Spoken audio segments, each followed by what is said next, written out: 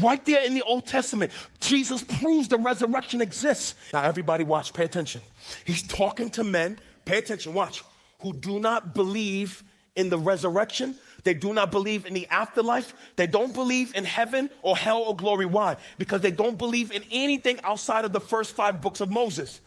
But because they reject everything outside the first 5 books, they said there is no teaching, hear me, inside the first 5 books about resurrection. And so watch how Jesus, the master teacher, corrects their faulty doctrine. Christ, knowing that these men will not accept anything outside the first 5 books of the Bible, the Torah, the Moses of law, so he goes to them, he quotes to them a passage from Exodus.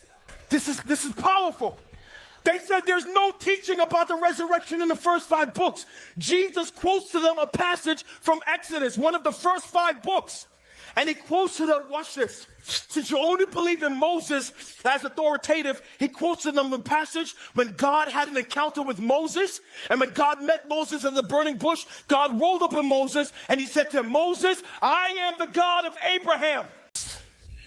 Man, I love the scriptures. I am the God of Isaac. I am the God of Jacob. He's saying, I am the God of these 3 patriarchs who died hundreds of years before he met Moses. I said, preacher, I don't get it. The argument of the text is the verb tense.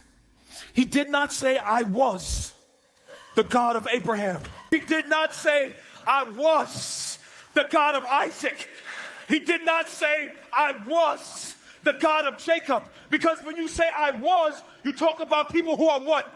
Dead. But God speaks to him in present tense. Right now, I am the God of Abraham, who died hundreds of years ago. I am the God of Isaac, who died hundreds of years ago. I am the God of Jacob, who died He can't talk like that if these men are dead. So if God can talk about these men in the present tense, that means when God is speaking, they must be alive. Where are they? They're with the person who's speaking. They're with God. And right there in the Old Testament, Jesus proves the resurrection exists.